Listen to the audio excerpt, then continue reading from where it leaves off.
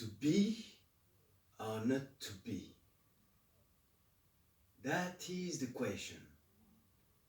Whether it is nobler in the mind to suffer the slings and arrows of outrageous fortune, or to take arms against a sea of troubles and by opposing them, to die, to sleep no more, and by sleep to say we end the heartache and the thousand natural shocks that flesh is heir to. 'Tis a consummation devoutly to be wished. To die, to sleep, perchance to dream. Aye, there's a rub, for in that sleep of death, what dreams may come when you have shuffled off this mortal coil, must give us pause. There's a respect that makes calamity of so long life, for who would bear the whips and scorns of time, the oppressor's wrong, the proud man's contumely, the law's delay, the insolence of office, and the spurns that patient merit of the unworthy takes, when he himself might his quietus make with a bare bodkin? Thus conscience does make cowards of us all, and thus the native hue of resolution is sicklied over with the pale cast of thoughts, and enterprises of quick peace and moment, with disregard their currents turn horary, and lose off the name of action.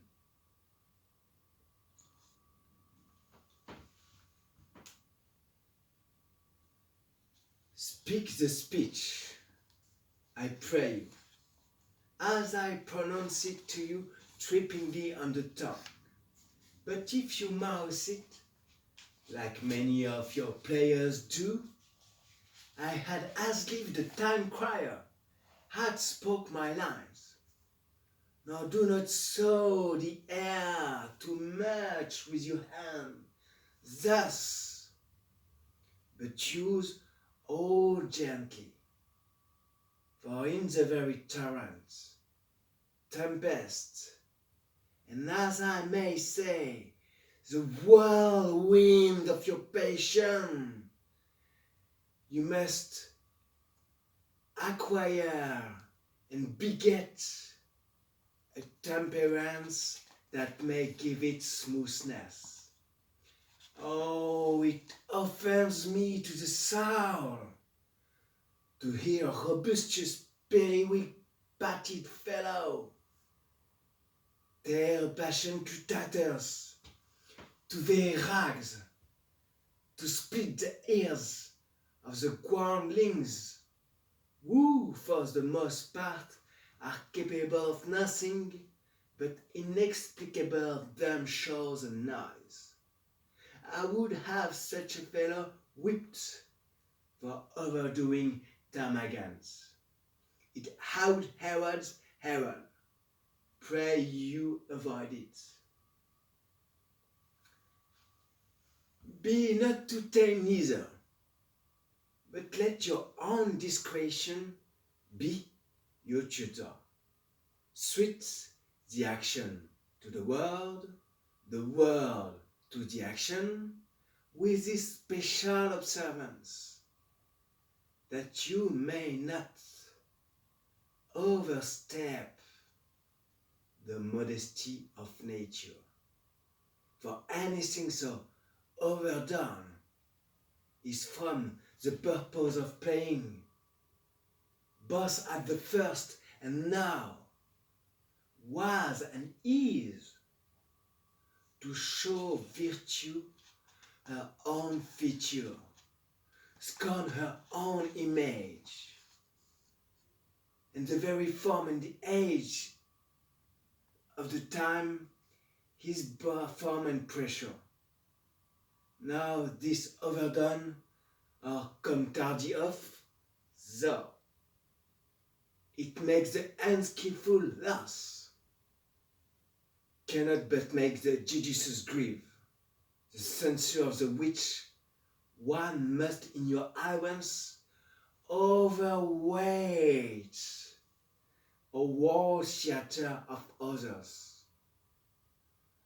Oh, there be players that I have seen play, and heard others praise, and that highly, not to speak it profanely, that neither having the accent of Christians, nor the gait of Christian, pagan, nor no man have so strutted and bellowed, that I have thought some of nature's journeymen had made men, and not made them well, they imitated humanity so abominably. Oh, reform it altogether, and let those that play your clowns speak no more than is set down for them. For there be of them that with themselves lost, to set on some quantity of barren spectators, to loss too.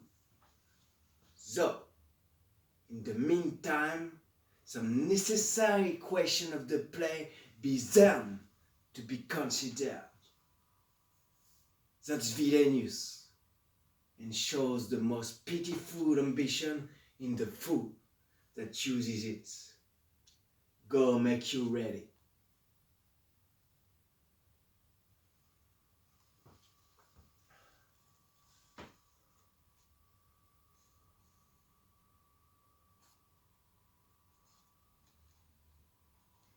Tomorrow, and tomorrow, and tomorrow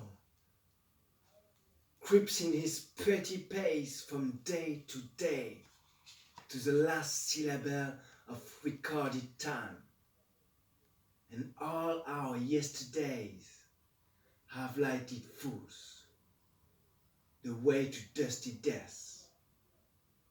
Out, brief candor, lies but a walking shadow, a poor player that struts and frets his hour upon the stage, and then is heard no more.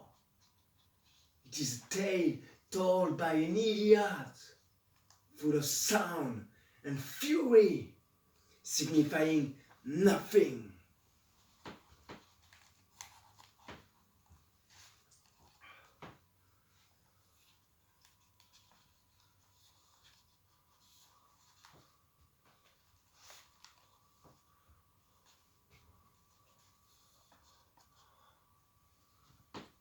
He just had scars that never felt a wound, but soft, what light through yonder window breaks? It is the east, and Juliet is the sun. Arise, fair sun, and kill the envious moon who is already sick and pale with grief, that through her maid are far more fair than she. Be not her maid, since she's envious. Her vestal livery is but sick and green, and none but fools do wear it. Cast it off. It is my lady. Oh, it is my love. Oh, that she knew she were. She speaks. Oh, speak again, bright angel. For thou art as glorious to this night, being over my head, as is the winged messenger of heaven, and to the white upturned wandering eyes of mortals that fall back to gaze on him when he bestrides the lazy passing clouds and sails upon the bosom of the air.